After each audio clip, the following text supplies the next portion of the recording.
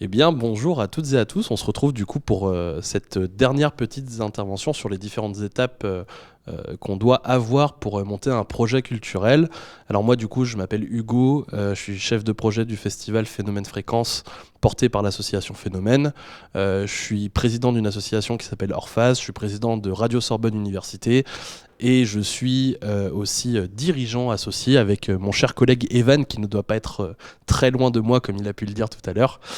Donc voilà, je fais plein de trucs dans la vie. Je suis en train de finir mon master en administration et gestion de la musique. Je travaille dans le milieu de l'événementiel depuis 2019. Donc aujourd'hui, ça fait maintenant 6 ans que je suis dans le milieu, et je suis parti de tout petits projets à une petite cinquantaine de personnes à aujourd'hui pouvoir gérer des événements avoisinant on va dire entre 6 et 10 000 personnes pour avoir une fourchette un peu large. Donc là, du coup, on va voir les différentes étapes. Evan a parlé sur la partie financement de tout ce qui allait toucher à l'avant-projet, donc comment monter son projet pour pouvoir le présenter. Euh, Moi, c'est quelque chose dont je me sers même encore aujourd'hui, alors qu'on est déjà sur des phases de production pour gérer les projets, pour voir si on rentre toujours dans nos lignes de compte de ce qu'on avait mis au départ sur notre avant-projet.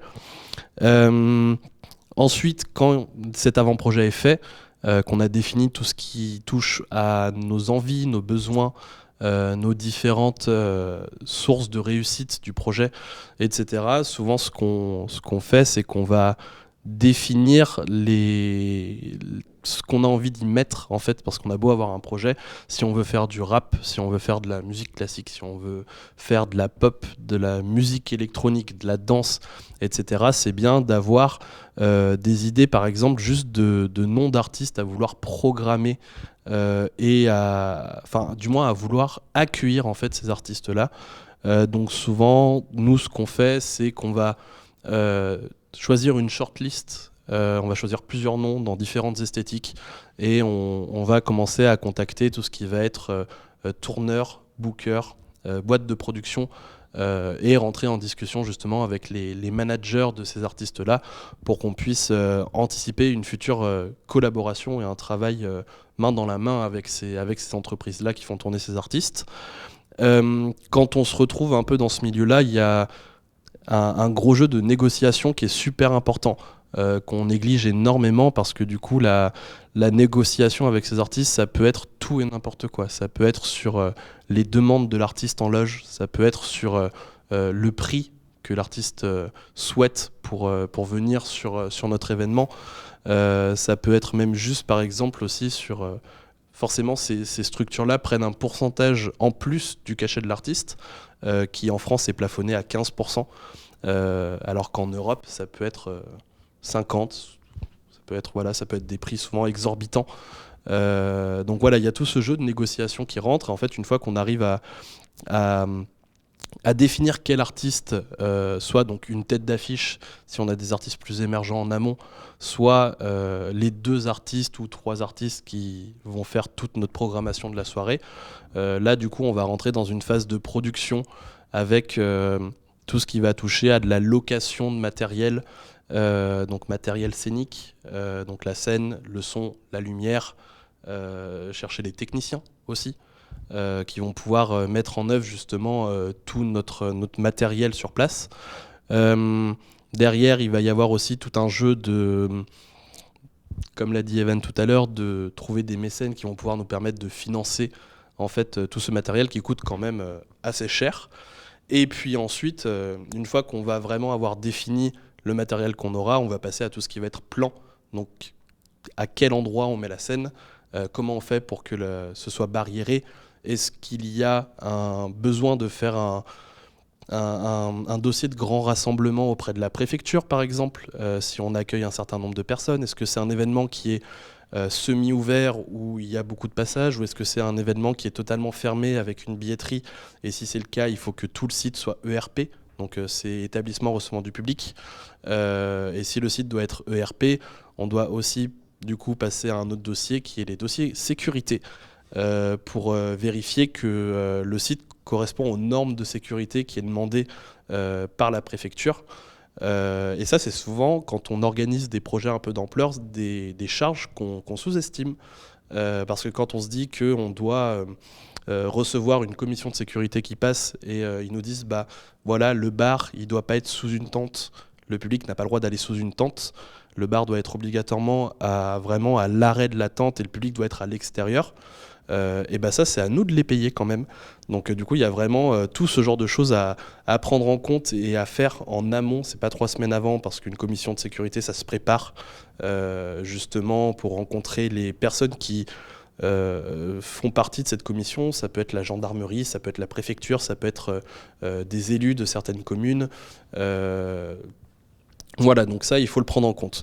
Une fois qu'on a défini le plan, une fois qu'on a défini nos besoins techniques de sécurité, d'accueil du public, etc., souvent, on va partir dans la phase d'organisation de la journée, ce qu'on va appeler une feuille de route. Donc dans la feuille de route, on va passer à 8 heures, il y a telle personne qui arrive. À 9 heures, il y a tel matériel qui arrive. À 9h30, une fois que le matériel est déchargé du camion, on va tout de suite passer sur montage de la scène, montage des barrières, fermeture du site.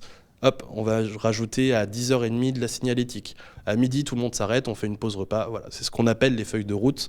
Et sans ces feuilles de route, en fait, on ne se rend pas du tout compte de comment on peut avancer en amont d'un événement et même les jours J en fait sur les événements directement où on peut vite se retrouver à oublier qu'un artiste doit finir à 20h, sauf que s'il finit par exemple à 20h15, ben en fait ça enlève 15 minutes à l'artiste qui a après, et l'artiste qui a après va vouloir récupérer ces 15 minutes sur l'artiste qui suit encore une fois.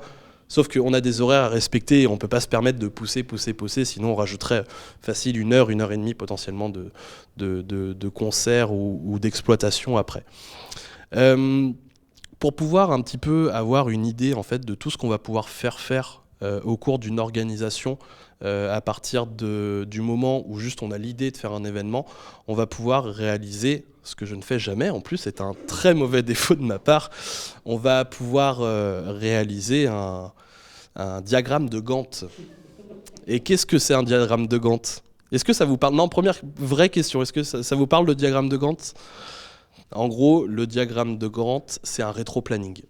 C'est quelque chose qui est tout bête, mais le nom scientifique, c'est un diagramme de Gantt qui peut prendre justement différents formats. Nous, le format qu'on connaît le plus, c'est une mission, la temporalité, début, fin. Sauf que ça peut prendre vraiment plein de formats différents et c'est quelque chose que je fais jamais parce que moi j'ai en tête tout ce que je dois faire, mais par contre, et c'est là où c'est important, c'est que les gens qui travaillent avec moi ne sont pas au courant de ce que j'ai en tête. Donc c'est pour ça que c'est bien justement de le mettre sur papier. Et c'est quelque chose que je travaille tous les jours pour que mon équipe puisse être au courant de ce que j'ai en tête, quoi. Mais ouais, donc du coup forcément le diagramme de Gantt c'est quelque chose qui va être énormément utile en amont mais surtout après l'événement. Comme l'a dit Evan, tout ce qui est de rajouter des bilans à droite à gauche pour les subventions, même de faire un bilan interne en fait à présenter à l'équipe, c'est aussi quelque chose de super important et ça va permettre de poser des temporalités sur ces bilans pour éviter qu'on se retrouve au bout de 3 mois à dire putain, pardon, excusez-moi, mince alors, je n'ai pas de bilan, mais c'était il y a 3 mois et j'ai oublié un peu comment ça s'est passé. Donc voilà, diagramme de Gantt très important. Dans toute la phase en amont, il va y avoir de la production, ça va être aussi les contrats. C'est vrai que j'en ai pas parlé, tout ce qui va être contrat de travail avec les techniciens, contrat de travail avec des artistes qui sont en indépendant, ou alors contrat de session avec des boîtes de production. Mais j'ai envie de m'attarder un petit peu plus sur tout ce qui va toucher au contrat de travail avec des artistes indépendants. C'est quelque chose qu'on sous-estime énormément parce qu'il y a quelque chose en France qui s'appelle la présomption de salariat sur le milieu culturel. Et la présomption de salariat, c'est à partir du moment où un artiste, un musicien, un danseur ou autre est sur scène, il est censé avoir un contrat de travail. Et ça, c'est quelque chose que, on va dire, dans le milieu professionnel, vraiment professionnel, tout le monde est au courant parce qu'on n'a pas envie que l'URSSAF nous tombe dessus. Mais par contre, c'est vrai que dans les associations étudiantes, etc., et c'est comme ça que moi aussi j'ai commencé, et ben en fait, on n'est pas toujours au courant de ça. Et c'est important d'avoir des contrats de travail avec les artistes présents sur scène, déjà juste parce que ça valorise leur travail artistique et leur création, mais aussi c'est pour être dans les règles dans la loi et correspondre à la loi. Et ça, c'est très important pour éviter de se prendre des procédures derrière en mode... voilà quoi, vous avez embauché cette personne ou vous l'avez pas embauché, bah, si vous l'avez pas embauché, ça pue pour vous et vous allez vous prendre des rattrapages énormes quoi. Donc très important d'avoir des contrats. Il y a différents contrats qui existent avec les artistes, mais on va dire le plus commun, ça va être le GUSO. Et qu'est-ce que le GUSO? J'ai envie de vous dire. Le GUSO, c'est le guichet unique du spectacle occasionnel, donc du coup mis en place par anciennement Pôle emploi, aujourd'hui France Travail, qui permet de faire des CDD-U, donc contrat à durée déterminée d'usage. Et c'est en fait les seuls CDD à durée vraiment courte, parce qu'on peut avoir un contrat de 12 heures ou 10 heures maximum. Et ça, c'est... enfin, minimum plutôt, pardon. Et ça, c'est unique justement au milieu de la culture. Et ça permet d'embaucher vraiment tout style de personnel, en allant des techniciens, en allant à des danseurs, à des joueurs de marimba par exemple, ou à des cadreurs vidéo, des réalisateurs. Voilà. Ça permet vraiment d'embaucher tout type de personnes dans le milieu culturel et c'est ce qu'il y a de plus important. Pour être totalement dans les règles du milieu du travail, quoi. Dès le début, dans une association étudiante, il y a une charge mentale qui peut vraiment tout de suite se mettre sur le devant de l'organisation.